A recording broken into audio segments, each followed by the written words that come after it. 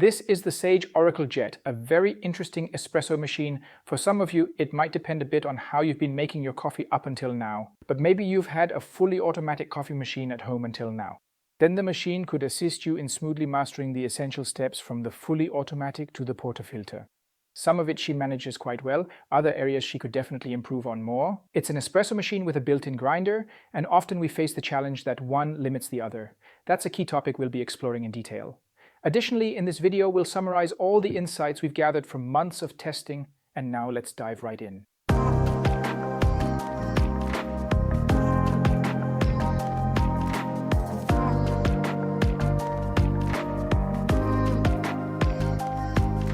The Sage Oracle Jet is an espresso machine from Sage, also known as Brewing, who have made quite a few machines in the entry-level segment, the mid-range segment, but now also some espresso machines in a higher priced segment. And this one costs around 1,800 euros here, depending on whether you can find a deal or not.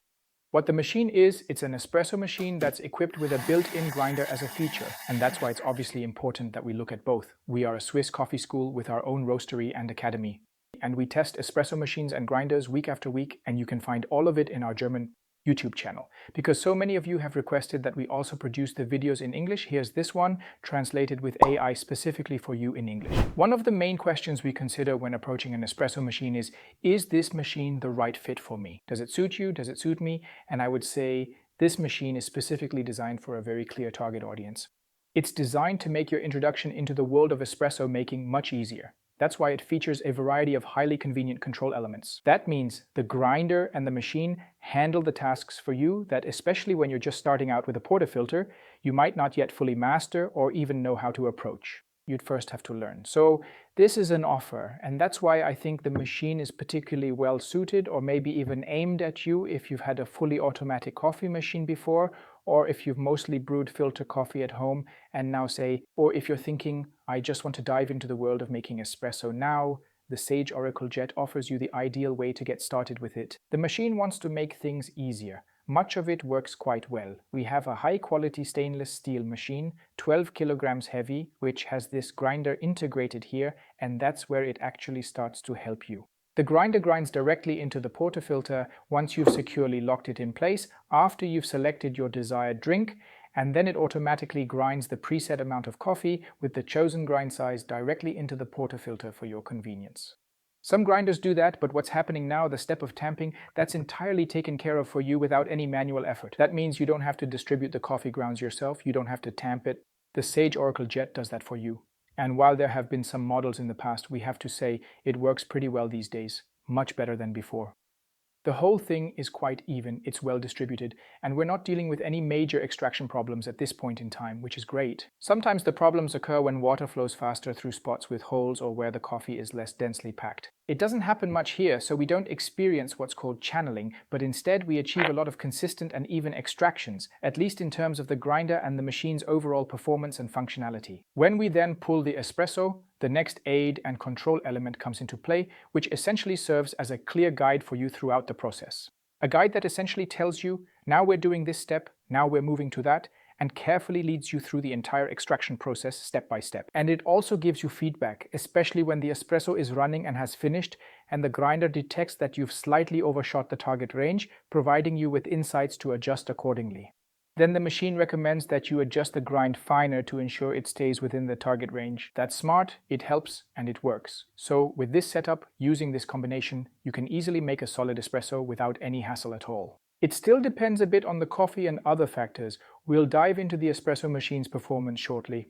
But let's take a quick look at the grinder. From the grinder's perspective, it's currently functioning quite well. The grinder provides you with a solid particle distribution featuring a relatively narrow main peak, which is ideal for supporting consistent extractions. The finest particles are not too high. All of this we measured, as always, with the Zurich University of Applied Sciences, and here we see the particle distribution which fits. Adjusting the grind level is done here on your side, on the left side, using this wheel for precise control. So you turn this wheel, and actually we have a relatively good, fairly precise and quite easy to control adjustment capability here with it. What's confusing is that the grind size display, the one that shows whether you're at this specific grind setting or another, doesn't really feel like it moves in sync with the rotation of the grind adjustment wheel. And that, on one hand, takes away a bit of the precision and control from the entire grinder, and on the other hand, it creates a situation where when you turn it, you expect to feel direct feedback, but here you simply don't get that. And I think it doesn't feel good. It's really not much fun trying to dial in the grind size accurately then. Taking apart the grinder is no fun. Many parts are inaccessible. The top section is easy to access. That's nice and good. The upper part is simple to handle. Open it up and clean in there as well. You can't go deeper into the grinder, and that's a problem. We'll suggest in a bit that you stick to medium or darker roasts for the best overall coffee experience and flavor, and especially those that tend to clog the grinder a bit, filling it up from the inside, particularly when there's a larger retention space present within the mechanism. And the retention is at 3.3 grams. That's actually not a huge amount, but it's still a significant value that really shouldn't be underestimated at all, because simply 3.3 grams of old coffee remain from a grind. They stay in the grinder, and if you make the next espresso the next day, the coffee is no longer freshly ground. And now one could say the grinder uses a lot of coffee anyway, so it doesn't make much of a difference. 3 grams on 22 grams, but 3 grams of old coffee is included. Honestly, it doesn't really make much of a difference, and it's a large amount of coffee. That's one of the weaknesses of the grinder.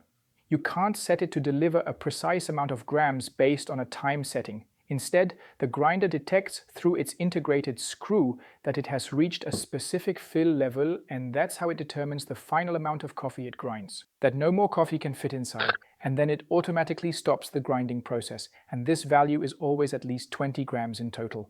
Actually, it's more like 22 grams on the grinder side, depends a bit on the coffee, but you consistently end up with an insanely high amount of coffee. We typically brew with 18 grams. However, the grinder itself just can't handle anything below 20 grams at all, no matter what.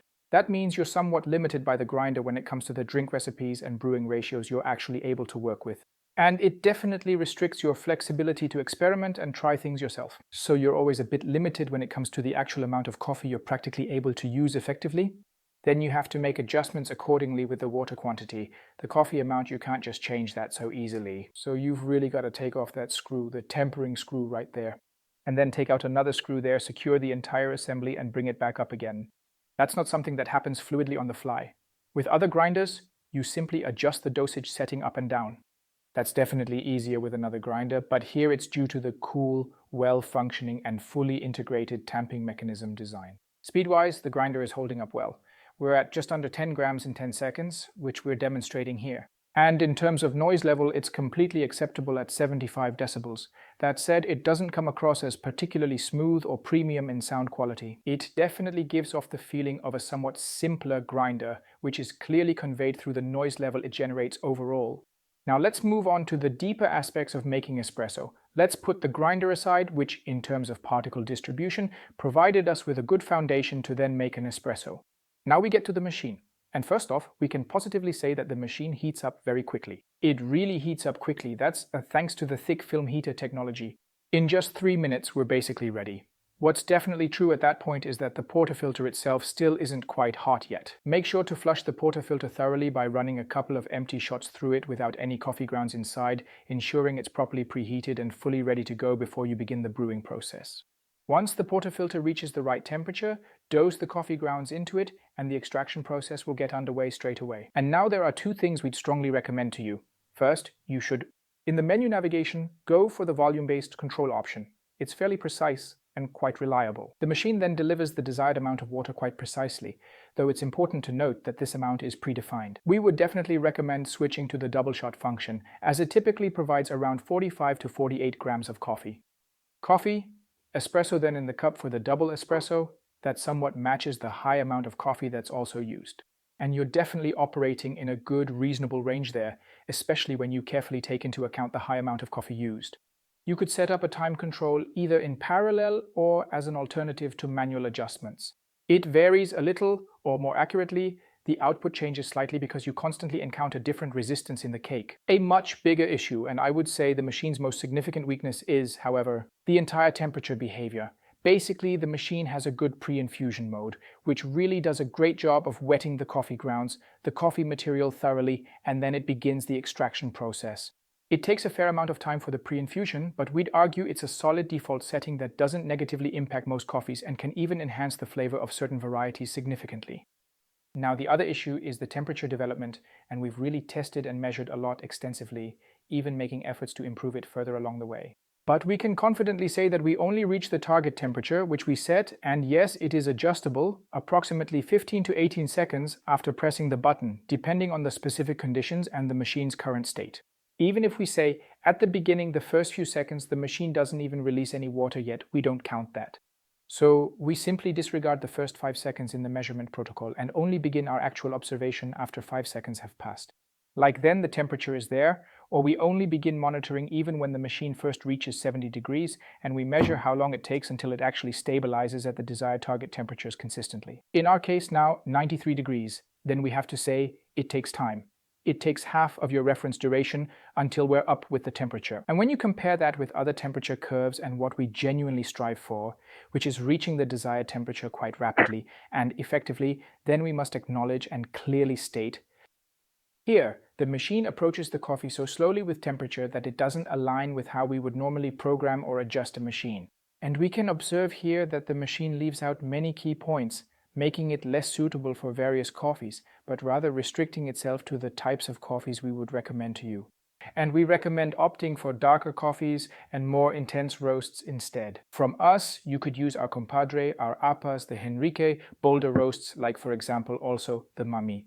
They're all quite temperature stable and can easily handle such low temperatures without running into any issues at all, really. If you're currently working with lighter roasts and want to experiment a bit with high specialties that are very fruity, complex, and so on, we wouldn't recommend taking that approach at all, to brew with this grinder machine setup. The grinder could technically handle it, but the machine with its temperature performance severely limits these coffees. What's truly impressive is the outstanding energy efficiency of this machine and the innovative technology it incorporates into its design. We are at the absolute top here and have also rated it with a perfect 10 out of 10 points because the machine delivers a consumption of just 0.065 kilowatt hours, including heating up and 5 espresso shots. That's top tier. This is because, on one hand, the thick film heating technology is extremely efficient, and on the other hand, only the water necessary for brewing is heated. And on the other hand, it only takes 3 minutes to get the whole machine up and running. So this combination here leads to a really good result, and the outcome when frothing is solid to good with consistent quality. We have two options here with this stainless steel lance for frothing. One is the automatic auto steam mode, and the other is manual, which allows you to be more precise and take full control of the process yourself, ensuring better results and customization as needed. The auto steam mode consistently delivers a reliably good foam every single time without fail. However, it does have a challenge. We typically recommend when frothing milk foam to aim for temperatures just below 60 degrees Celsius. If we attempt that here with the machine, it's just not quite sufficient to fully achieve that creamy, velvety texture and of course super soft consistency for the milk, but we need to froth a bit longer and then we reach temperatures around where we notice that the foam gradually gets a bit drier. That's why this here is somewhat of a compromise solution. That the machine can froth well becomes clearly apparent when we switch to the manual mode, because we can define the temperature ourselves and also control the angle and position of the jug, ensuring we have enough momentum and force to achieve a consistently high-quality milk foam every time.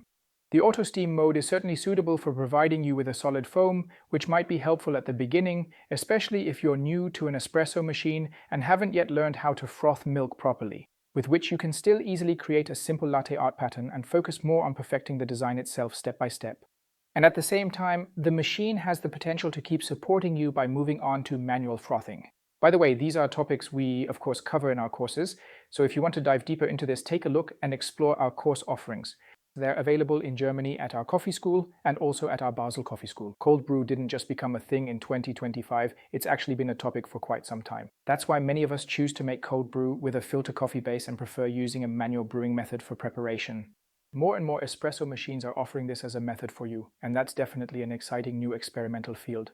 That's exactly what the Sage Oracle Jet does as well. You can actually brew espresso or a cold brew style drink there by tweaking the room or water tank temperature settings to suit your specific preference. It's absolutely crucial to keep in mind here that due to the very short contact time between water and coffee, you'll extract different flavor notes compared to what you typically achieve when making a classic cold brew. But we definitely find an exciting field for experimentation here. And depending on the coffee, the profile, the mixing ratio later on, And whether you use it as a base for a cocktail, for example in combination with a spirit or a tonic, it's definitely an exciting area where you can continue to experiment. And it's truly fantastic that Sage here gives you this opportunity to experiment. And with that, we've reached the conclusion. This short version, this summary of our Sage Oracle Jet test. If you're eager to dive deeper and discover more details, make sure to check out the full blog post. It's really in-depth, and I'll also walk you through all the measurement data to show exactly how it behaves with the temperature. We really measured an insane amount of data. Or check out our long video, where we dive into all facets of the machine in an hour, and Michel thoroughly explains the profiles in great detail, the operation options and so on. So if you're genuinely thinking about purchasing the machine at this very moment, then check it out. Is the machine the right one for you? That essentially depends on your goals, your personal wishes, and what you're looking for. As I showed, the machine can take you by the hand. It can take certain tasks off your plate, like tempering or even frothing milk. On the other hand, it's not rocket science either. Many of you watching today have managed to pick it up pretty quickly and easily. And then you can say, that's enough for me, I can temp now, I can froth milk now. You don't have to turn it into rocket science. And on the flip side, a different machine can also open up an even broader and more detailed learning curve for you. The Sage Oracle Jet is a good machine to get started in the world of making espresso and frothing milk. And if you decide to go for it, you'll definitely have fun with it and enjoy the occasional very, very delicious espresso and cappuccino on your journey. And with that, I truly wish you lots of fun.